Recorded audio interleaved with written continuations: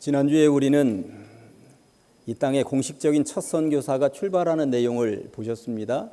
안디옥 교회의 서열 1번이었던 바나바와 서열 5번이었던 바울이 그리고 마가를 데리고 함께 출발하는 내용을 보셨죠. 성대한 파송 예식을 거행하지는 못하겠습니다만 보내는 성도들은 얼마나 눈물로 보냈겠는가 상상을 해보았습니다. 그 이후에 오늘 본문이 있기까지 어떤 여정을 거쳤는지 지도를 통해서 잠깐 보시도록 하겠습니다. 오른쪽 상단에 있는 안디옥이라고 하는 이 수리아 지역에 있는 안디옥에서 출발을 했어요. 그래서 왼쪽에 있는 구브로라고 하는 섬으로 가서 살라미 항구에 들어가서 섬을 한 바퀴 돌아서 바보라고 하는 항구에서 다시 또 북쪽, 이제 노란 지역은 아시아라고 합니다만 요즘은 터키 땅이죠. 터키 땅 남쪽 바다에 있는 버가항에 내리게 되었고 북쪽으로 치고 올라가서 여기도 안디옥이 있습니다. 이 안디옥을 비시디아 안디옥이라고 이야기를 합니다. 비시디아 안디옥에서 선교하고 또 오른쪽으로 가서 이고니온에서 선교하는데 오늘 본문이 이고니온에서 벌어지는 사건에 대한 이야기입니다. 그 내용을 이제 살펴보시도록 하겠습니다. 이런 배경을 가지고 오늘 설교할 텐데 저는 오늘 본문 설교 준비하면서 말씀을 묵상하고 여러 차례 읽으면서 오늘 본문에는 선교에 필요한 요소 3가지가 그대로 들어있구나 하는 생각이 들었습니다. 그래서 선교에 필요한 3가지가 무엇인가 그 이야기를 해보려고 합니다. 첫째는 동역자가 있는가 하는 것입니다. 동역자가 있는가. 공식적인 첫 선교사 멤버는 3명이었습니다. 바나바가 선교팀장이었고요. 그리고 뒤를 따르는 바울이 있었고 그리고 심부름꾼처럼 젊은 일꾼 마가가 뒤따라서 함께 동행하고 있었습니다. 그런데 이 마가는 구브로 섬을 돌 때만 해도 함께 있었는데 구브로 섬에서 이제 북쪽 터키 땅 버가라고 하는 곳에 도착을 하자마자 더 이상 나는 선교 못하겠습니다 하고 엄마가 있는 예루살렘으로 그냥 되돌아가 버립니다. 3사람이 출발을 했는데 중간에 낙오자가 1명 발생을 했다는 것이고 이제 남겨진 2사람이 계속 선교 여행을 중도에 포기하지 않고 지속했다라고 하는 것입니다. 그렇다면 마가는 왜 중도의 선교를 포기하고 예루살렘으로 돌아가고 만 것일까요? 사도행전을 기록한 저자는 13장 13절 뒷부분에서 이렇게 이야기를 하고 있습니다. 요한은 마가를 얘기하는 거예요. 그러니까 요한은 히브리식 이름이고 마가는 헬라식 이름입니다. 그러니까 마가 요한은 그들에게서 떠나 선교팀에서 떠나 예루살렘으로 엄마 품으로 돌아갔다고 성경이 분명히 말씀하고 있습니다. 그런데 돌아간 이유에 대해서는 단 한 절도 설명을 덧붙이고 있지 않은 거예요. 왜 그럴까? 학자들은 보통 4가지 이유를 대고 있습니다. 다 타당성이 있어 보이는데 4가지 이유가 뭔지 잠깐 여러분들에게 말씀을 드려보겠습니다. 첫째는 향수병에 걸렸을 것이다. 이렇게. 마가는 아직 어린 나이였어요. 10대 후반이었겠다 하는 생각이 드는 것이죠. 마가의 집안은 굉장히 부유했습니다. 예수님께서 최후의 만찬을 그 가정에서 할 정도 공간을 가지고 있었고요. 그런데 그런 정도 공간만 가지고 있는 것이 아니었습니다. 사도행전 2장에 등장을 하는 오순절 120명이 모여있는 기도하는 장소에 성령이 임했다고 하는데 그 성령이 임한 120명이 모여서 기도했던 장소가 마가의 다락방입니다. 당시로서는 이렇게 엄청난 대저택을 보유하고 있는 집이 마가의 집이었다라고 보시면 틀림이 없는 것이죠. 그 집에서 호의호식했을 것이고 잘 먹고 잘 살았을 텐데 지금 타지에 떠나와서 이 고생을 하고 있으니 엄마 품이 얼마나 그립고 엄마가 해주는 음식이 얼마나 그립고 그러니 이 향수병에 걸렸겠다 하는 생각이 드는 것입니다. 2번째는 육체적으로 너무 힘겨운 것을 버거워했을 것이다 라고 하는 것입니다. 선교팀은 버가라는 항구 도시에 지금 도착을 했는데 비시디아 안디옥이라고 하는 북쪽으로 이제 치고 올라갈 계획이었어요. 버가항에서 비시디아 안디옥까지는 160km 정도 되었습니다. 대전역에서 서울역까지가 162km라고 그러더라고요. 그러니까 거의 그런 정도까지 지금 걸어가야 된다라고 하는 거였어요. 그런데 이 버가에서 비시디아 안디옥까지는 평지가 아니었습니다. 고산지대였습니다. 1000m가 넘는 타우루스 산맥이라고 하는 것을 거쳐 올라가야 되는 여정이었다고 하는 것이죠. 요즘처럼 무슨 차량이 발달한 시대도 아니고 무슨 등산 장비가 제대로 갖추어져 있는 시대가 아닙니다. 걷고 또 걸으면서 그냥 이 두 다리에 의지해서 가야 되는 상황인데 남쪽 바닷가에서 그 북쪽 산악지대를 쳐다보면서 세상 말로는 마가가 허걱했겠구나 하는 생각이 드는 것이죠. 거듭 말씀드립니다만 부잣집 아들이었고요. 고생 한번 해보지 않은 청년이었습니다. 그러니 그 산악지대를 보면서 올라가고 싶은 생각이 있겠습니까? 여러분들도 가정에서 살면서 젊은 아이들에게 산에 한번 가자 그러면 얼싸좋다 하고 나서는 젊은 아이들이 누가 있습니까? 젊은 아이들 치고 산 좋아하는 아이들 하나도 없습니다. 그 당시에 마가도 그랬겠다 하는 생각이 드는 것입니다. 바다를 건너오면서 아마 배멀미도 했겠다 싶은데 저 산을 넘으라고 못 간다 하고 고향으로 돌아갔겠구나. 세 번째는 바울에게 밀려나는 바나바를 보면서 이 마음이 상했겠구나 하는 생각이 드는 거예요. 마가는 선교팀장이었던 바나바의 조카였습니다. 마가는 삼촌이었던 바나바를 얼마나 자랑스러워했을까요? 안디옥 교회가 부흥의 부흥을 거듭하고 있지 않았습니까? 그런데 부흥의 부흥을 거듭하는데 주요 요인이 바나바가 설교도 잘하고 바나바가 성도들을 잘 끌어안고 있다 보니까 바나바 보고 싶어서 몰려오는 사람들이 있었다고 성경이 분명히 말을 하고 있었거든요. 그러다 보니 내가 저 바나바 이 안디옥 교회 담임 목사 조카예요, 조카 하면서 자랑하고 싶은 생각도 분명히 있었겠다 하는 것입니다. 그러니 평소에 얼마나 어깨가 으쓱하면서 다녔겠어요. 그러던 중에 얘야 이번에 선교여행 떠나는데 너도 좀 함께 동행하면서 나 좀 도와주지 않겠니? 이런 제안이 들어왔던 것이고, 그리고 마가도 삼촌 도와준다는 명목으로 따라 나섰던 것이죠. 그런데 어느 순간 보니까 선교팀장이었던 바나바의 지위가 지금 흔들리고 있는 것입니다. 어느 순간부터 선교팀장이 바울에게로 넘어가고 있는 거예요. 이제까지는 서열이 바나바 1등 그리고 바울 그 다음 마가가 3등이었다면 선교를 출발한 지 얼마 되지 않았는데 바나바의 이름이 자꾸 사라지고 바울이 자꾸 앞장서게 되더라고 하는 것이죠. 사도행전 13장 13절 앞부분을 보면 바울과 및 동행하는 사람들이 이렇게 되어 있습니다. 이때부터 서열이 바뀝니다. 사실 원래대로 하면 바나바와 및 동행하는 사람들이 그렇게 되어 있어야 맞는 거거든요. 바나바가 선교팀장이니까. 그런데 어느 순간에 바나바의 이름이 뒤로 밀리고 바울의 이름이 앞으로 계속 등장을 하고 있는 것입니다. 이렇게 선교의 주도권이 자기의 삼촌이었던 바나바에게서 바울로 넘어가는 모습을 보면서 속이 쓰리지 않았겠는가? 사실 속 쓰리지 않겠어요? 자기의 친척 집안이었는데 자꾸 밀리는 것을 보면서 기분 좋아할 사람이 누가 있겠습니까? 이건 아니다. 이 꼴 저 꼴 다 보기 싫다 하면서 고향으로 갔겠구나 하는 생각이 들기도 합니다. 마지막 하나 더, 네 번째, 바울이 풍토병에 걸렸습니다. 성경을 읽어보면 선교팀이 이 버가라고 하는 항구 도시에 정착을 하면서 전도와 관련된 행위를 하나도 하지 않는다라고 하는 것입니다. 성경을 읽어보면 이 바울의 평소의 성격 같으면 그렇게 아무것도 안 하고 지나갈 사람이 아니었거든요. 어느 도시에 가든지 회당에 들어가고 선교하고 그랬던 사람인데 이 버가라고 하는 항구 도시에는 그냥 정착하면서 그냥 스쳐 지나가는 것처럼 북쪽 비시디아 안디옥으로 간다라고 하는 것입니다. 학자들은 이 부분에 주목해 보았습니다. 왜 그랬을까? 평소에 바울의 성격이라면 그럴 리가 전혀 없는데 왜 그랬을까? 사실 바울이 버가라고 하는 이 항구 도시에 정착하면서 곧바로 풍토병에 걸렸다라고 하는 것입니다.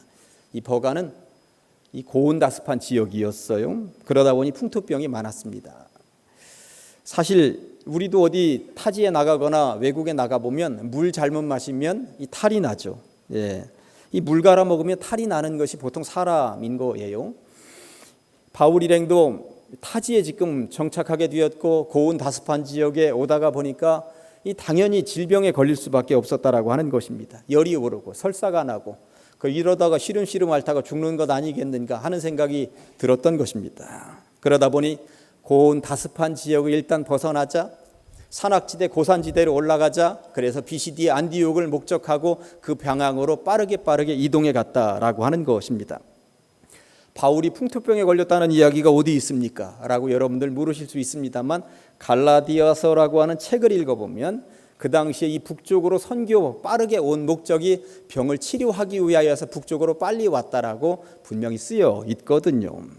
그런데 이렇게 풍토병에 걸려서 계속 구토하고 설사하고 하는 모습을 누가 보았어요? 젊은 일꾼 마가가 본 거죠. 보면서 이러다가 나도 저런 꼴이 되고 나도 죽어가는 것 아니겠는가 하는 생각을 했다라고 하는 것입니다. 아무튼 이러저러한 이유들로 인하여서 마가는 더 이상 이 선교팀에는 머물러 있지 못하겠다 하는 생각을 가지게 되었고 선교팀을 떠났고 엄마 품 예루살렘으로 돌아갔다고 하는 것입니다. 그런데 그런 이후에 오늘 본문 1절에 보면 본문이 이렇게 되어 있습니다. 이에 이고니온에서 두 사도가 함께 유대인의 회당에 들어갔다고, 그리고 그의 설교하고 말했더니 유대와 헬라의 허다한 무리가 믿었다고 성경이 말씀하고 있는데, 이고니온에서 두 사도가 함께, 사실 원래는 세 사람이어야 맞는 것이죠. 바울과 바나바와 마가 세 사람이 함께 있어야 맞습니다. 그런데 세 사람이 함께 떠났던 선교 여행이었는데 젊은 일꾼 마가가 고향으로 돌아가 버렸습니다.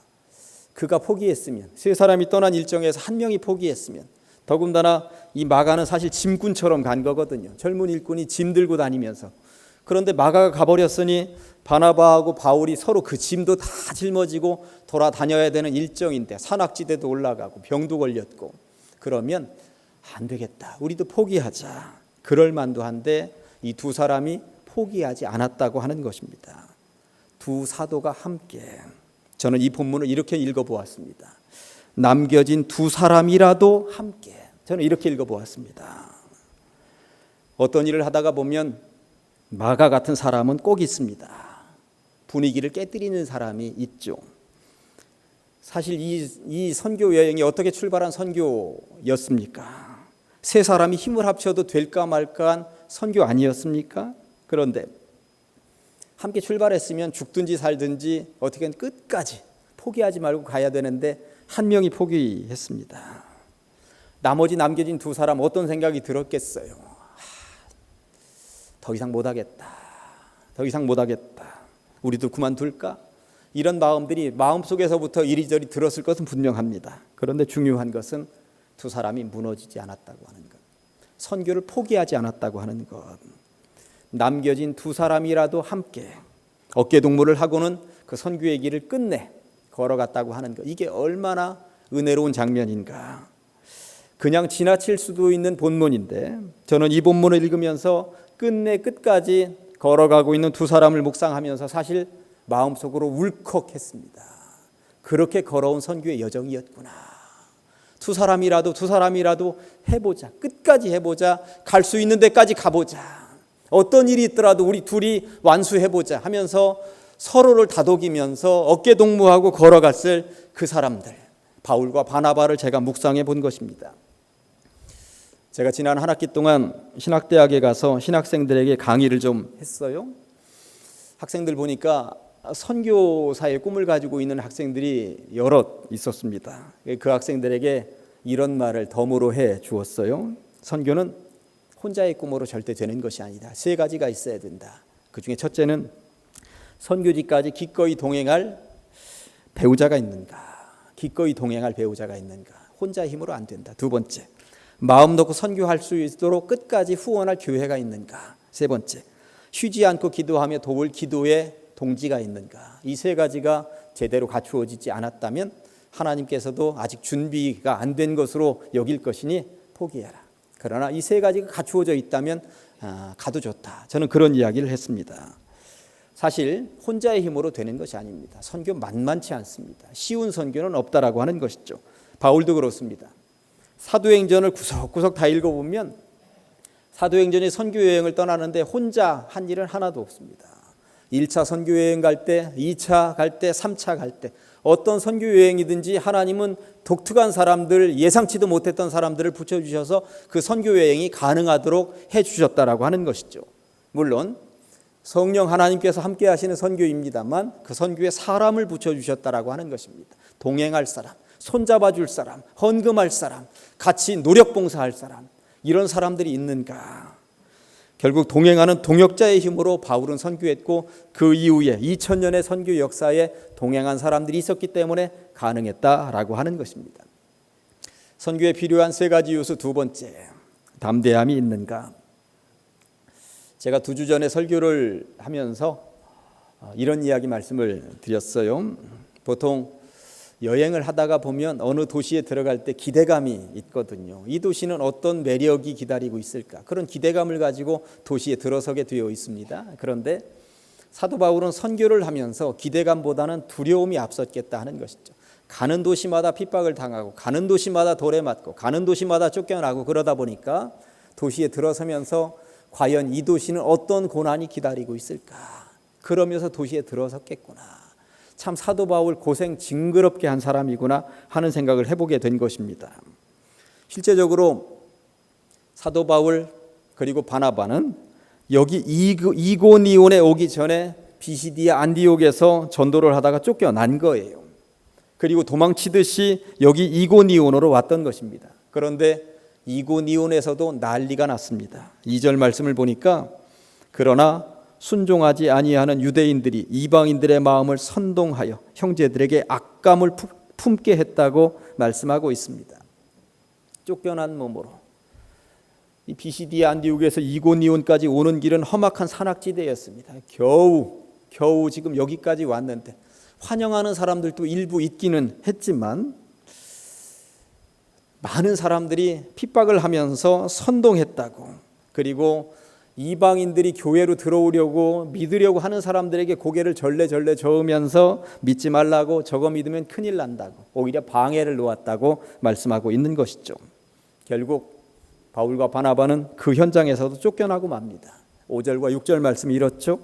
이방인과 유대인과 그 관리들이 두 사도를 모욕하며 돌로 치려고 달려들었더니 그들이 알고 도망했다고 분명히 말씀하고 있습니다. 이러다 죽겠다 싶었던 모양입니다. 도망쳤다고.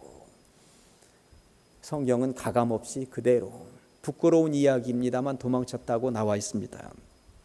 그런데 오늘 본문에서 절대 놓칠 수 없는 한 가지, 이런 상황에서도 이들이 어떻게 했는지 아십니까? 3절 보니까 두 사도가 오래 있어 주를 힘입어 담대히 말했다고 나와 있습니다. 유대인들은 믿지 말라고 선동을 하고 돌을 들고 달려들려고 하는 그런 상황에서도 이들은 겁내지 않았다는 것입니다. 담대하게 증거했다고 성경이 말씀하고 있는 것이죠. 참 대단한 사람들입니다.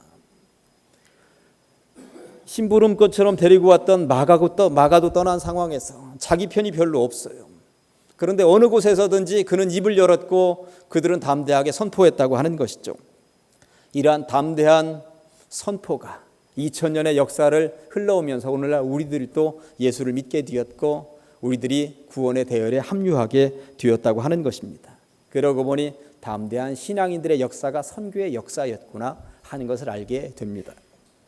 선교에 필요한 세 가지 요소, 세 번째, 꾸준함이 있는가? 세상에는 공부와 관련되어서 이런 말이 있습니다. 공부는 머리로 하는 게 아니라 공부는 엉덩이로 한다, 이런 말이 있어요. 사실 머리 좋은 학생들보다도 같은 꾸준하게 앉아있는, 엉덩이가 쥐가 나도록 앉아있는 학생들이 결국은 승리하는 것 같다 하는 생각이 들죠. 신앙은 어떻습니까? 제가 보니까 신앙도 엉덩이로 하는 것 같더라고요. 이 시간에는 신앙을 엉덩이로 했었던 사람 둘을 제가 좀 소개시켜 드리려고 합니다. 한 사람은 구약 성경에, 한 사람은 신약 성경에 등장하는 인물입니다. 출애굽기 32장과 33장을 읽어보면 이런 내용이 나와 있어요. 모세가 시내산에 올라갔습니다. 하나님으로부터 십계명을 받습니다. 40일 동안 머물러 있게 되었어요. 그랬더니 산 아래에 있었던 이스라엘 백성들이 난리가 났습니다. 우리의 지도자 모세는 하루 이틀 또 10일 20일 지나면 내려올 줄 알았더니 도대체 세월이 가도 안 내려오고 있으니 산에서 죽는가 보다. 그리고 우리를 애굽 땅에서 이끌어냈다는 여호와 하나님은 도대체 무슨 일이냐, 한 번도 임재하지 않으시니 그분 신이 아닌가 보다. 뭐 이러면서 투덜거리면서 모세의 형 아론을 닥달하기 시작을 했습니다. 아론이 백성들을 추동해서 금부치를 모았고 금송아지를 만들어 놓았습니다. 그리고 이 금송아지를 일컬어서 너희들을 애굽 땅에서 인도해낸 하나님, 신이 바로 이 금송아지다. 이 앞에 절해라, 이 금송아지를 섬겨라. 이런 일이 벌어졌다고 하는 것이죠. 하늘에서 이 장면을 물끄러미 내려보고 계셨던 하나님께서 화가 단단히 나셨습니다. 이 백성 도저히 안 되겠다, 다 무너뜨려야 되겠다 하는 생각이 드셨던 것이죠. 이때 모세가 하나님 앞에 했다는 기도가 얼마나 놀라운 것입니까? 하나님 제발 살려주십시오. 제 이름을 천국 하늘나라 생명책에서 지워주는 한이 있더라도 이 백성 살려주십시오. 이 백성 살려주십시오. 그렇게 기도했다는 것 아닙니까? 그러나 이것 가지고도 부족하다 하니까 자기들의 진영 울타리 밖에 새로운 텐트 하나 쳐놓고 백성들이여 저기 가서 기도해라. 하나님이 혹시라도 우리를 용서해 줄지 모르니 저기 가서 기도해라 했다는 것이죠. 모세도 가서 기도하고 모세의 비서실장 여호수아도 가서 기도하고 백성들도 거기 가서 기도했다는 것입니다. 이때의 장면 하나, 출애굽기 33장 11절 말씀을 보겠습니다. 사람이 자기의 친구와 이야기함 같이 여호와께서는 모세와 대면하여 말씀하시며 모세는 진노로 돌아오나 눈의 아들 젊은 수종자 여호수아는 회막을 떠나지 아니했다고 성경이 말씀하고 있습니다. 모세가 하나님과 대화하듯이 친구처럼 대화하듯이 기도했다고 나와 있는데 모세가 이제 늙은 나이이니까 어느 정도 기도하다가 다 되었다 싶으면 자기 막사로 돌아갔겠지요. 그러면 이 비서실장이 얼마나 피곤한 몸이에요. 모세보다 일찍 일어나야 되고 모세보다 늦게 자야 되고 모세를 일거수일투족 다 살펴야 되는 존재 아닙니까? 모세가 빨리 기도하고 일어서기만 기다리고 있었어야 되는 사람이 사실 비서실장 위치의 여호수아 아니었겠습니까? 그런데 모세가 나는 다 되었다 하고 돌아가는데 비서실장 여호수아가 안 돌아갔다는 것입니다. 뭐 했을까요? 회막에 계속 남아 있었다라고 하는 것은 계속 기도했다는 이야기인 것입니다. 결국 모세의 후계자가 여호수아일 수밖에 없었던 이유가 바로 이런 장면 아니겠는가. 그 회막에 엉덩이를 더 붙이고 좀 더 나는 기도하겠다고 좀 더 하나님의 음성을 듣겠다고 여호수아가 그랬다는 것입니다. 결국 여호수아가 모세의 후계자가 될 수 있었던 것, 그것은 여호수아가 그 회막에 엉덩이 붙이고 있었기 때문에 그리 된 것이구나. 저는 이렇게 보는 것입니다. 신약시대로 넘어오면 여호수아하고 견줄 만한 인물 하나가 등장을 하는데 사도 요한입니다. 흰구약 성경을 통틀어서 제가 가장 부러워하는 인물이 사도 요한이라고 한번 말씀드렸던 기억이 있습니다. 바로 이 장면이죠. 요한복음 13장 23절. 예수의 제자 중 하나 곧 그가 사랑하시는 자가 예수의 품에 의지하여 누웠다고 나와 있는데 세상에나 2000년 전에 예수님 품에 기대서 누울 수 있었던 유일한 제자 요한. 그리고 자기 자신을 일컬어서 주님이 사랑하는 자라고 이야기하고 있습니다. 부정적으로 얘기하면 교만한 것이고 긍정적으로 얘기하면 주님의 사랑에 자부심을 가지고 있었던 인물이었겠구나 하는 생각이 드는 것이죠. 주님 품에 기대서 심장 소리를 듣고 주님 품에 기대서 따스한 온기를 느낄 수 있었던 사람, 얼마나 부럽습니까?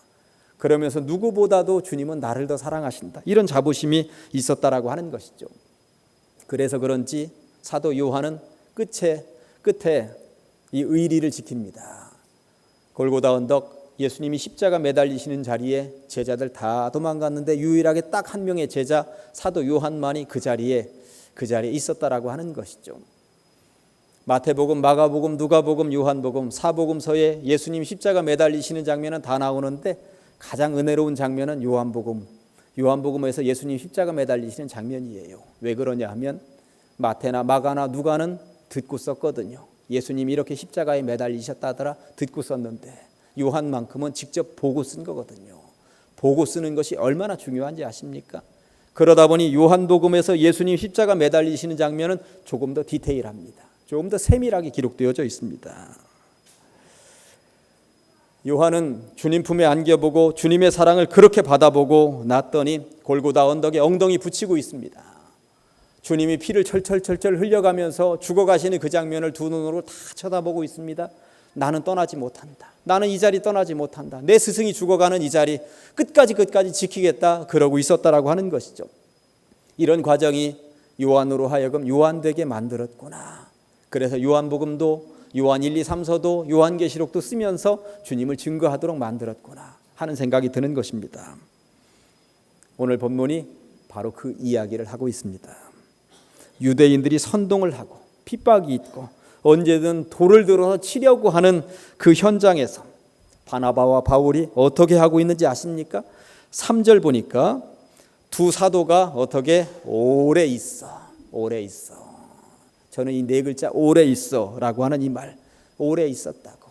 어떻게든 그 이고니온에 핍박이 있고 금방이라도 돌멩이가 날아올 것 같은 상황이지만 엉덩이를 붙이고 있어서 한 명이라도 더 만나겠다고 그렇게 머물러 있었던 이 두 사람, 묵상을 해보니까 이들의 꾸준함, 이게 꾸준함 아닙니까?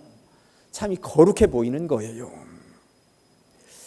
몇 년 전에 제가 이런 예화를 한번 드렸던 기억이 있습니다. 어느 봄날이었는데요, 잘 아는 지인하고, 다른 교회 다니는 지인하고 식사를 하던 자리였습니다. 그분이 이렇게 말을 꺼냈어요. 목사님, 올해 제 목표가 뭔지 아세요? 뭔데요? 어떻게든 예수님 곁에 얼쩡거려 보려고요. 아니, 얼쩡거려 보다니요, 그게 무슨 말이에요? 공예배도 한 번 더 드려보고 성경책도 한 번 더 통독해보고 기도의 자리도 5분 10분 더 있어 보려고요. 이게 얼쩡거린다는 표현이었습니다. 사실 사랑하는 누군가가 있으면 그 주변에 어떻게든 얼쩡거리고 눈이라도 마주쳐 보려고 하고 내 멋진 모습을 보여주고 싶기도 하고 그런 것 아닙니까? 이게 바로 얼쩡거리는 거잖아요. 주님을 사랑한다면 주님 곁에 조금이라도 더 머물러 있어 보려고 애쓰는 것, 이게 바로 얼쩡거리는 것, 주님 곁에 얼쩡거려 보는 것 아니겠습니까? 저는 그분이 이후에도 여러 차례 만나면서 주님께로 조금 더 가까이 가기 위해서 얼마나 거룩한 몸짓을 하는가 계속적으로 들으면서 참 그분의 얼쩡거림은 성공적이었구나 하는 생각이 들었습니다. 바울과 바나바는 비시디아 안디옥에서 쫓겨났고요, 이곳 이고니온에서도 결국은 쫓겨날 위기에 놓여 있었습니다. 그러면서 마음속으로 쉬운 선교가 없구나 하는 것을 철저하게 깨달았을 것입니다. 우리들 같으면 철저하게 패배의식에 사로잡혀서 마가처럼 작전상 후퇴하면서 물러났을지도 모를 일입니다. 그러나 바나바와 바울은 어떻게든 그 현장에 어떻게든 얼쩡거려 보겠다고 하면서 엉덩이를 붙이고는 조금만 더, 한 사람이라도 더 이것을 외치고 있었다고 하는 것입니다. 그랬더니 어떤 결과가 나타났는지 아십니까? 3절을 다시 한 번 더 전체를 읽어봅니다.